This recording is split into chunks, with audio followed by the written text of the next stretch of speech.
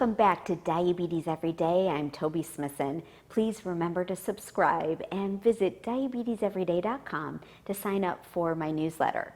I'm here to inform and support your daily efforts at managing diabetes, and this next video in my series on the various groups of carbohydrate foods is about grains.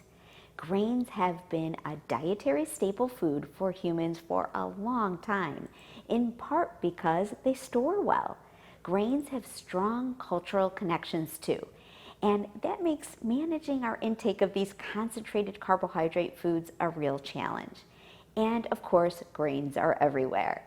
Once again, our definitions in dietetics differs somewhat from our botanist friends. True grains are all members of the same scientific family: rice, corn, oats, barley, rye, and wheat. But we'll talk more about corn when we consider starchy vegetables, and we'll include foods like quinoa that don't fit into that definition but resemble true grains.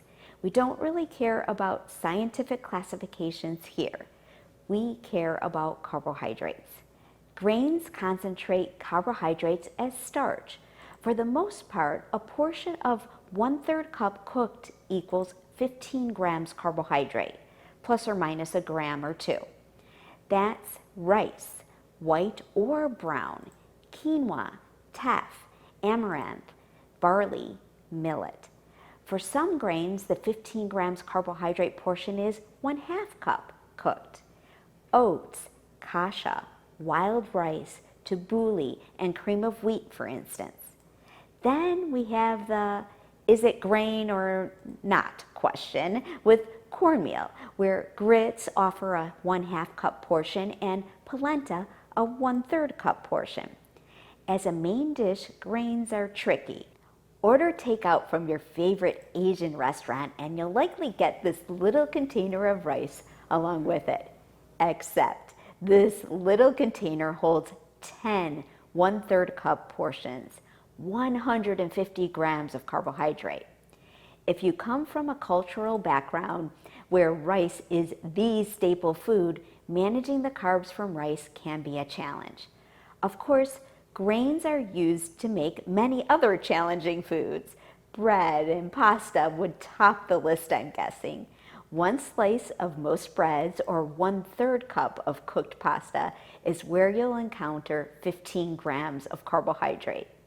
The bread group would also include tortillas and crackers. And don't forget breading, which can add carbs to otherwise low carbs foods like fish or chicken or even non-starchy vegetables, and baked goods containing flour. Breakfast cereals are another dietary challenge where too often the carbohydrates from the grain are magnified by more carbohydrates from added sugar.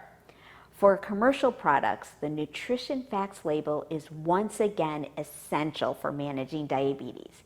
From a nutrition standpoint, I always recommend getting the most nutrition possible from carbohydrate foods, like more nutritional benefits justifies the carbohydrates, which, as we know, will impact blood sugar.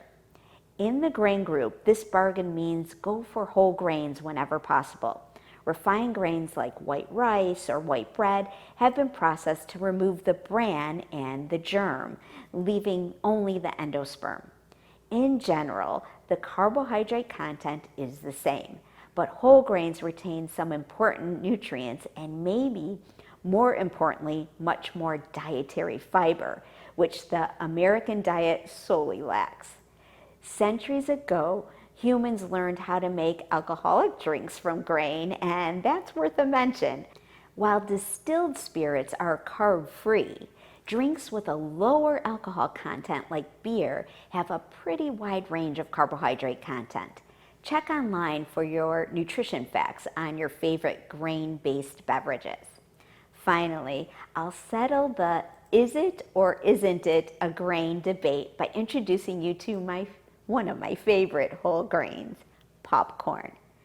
What's my favorite thing about popcorn? As a person with diabetes, my favorite thing is the portion size.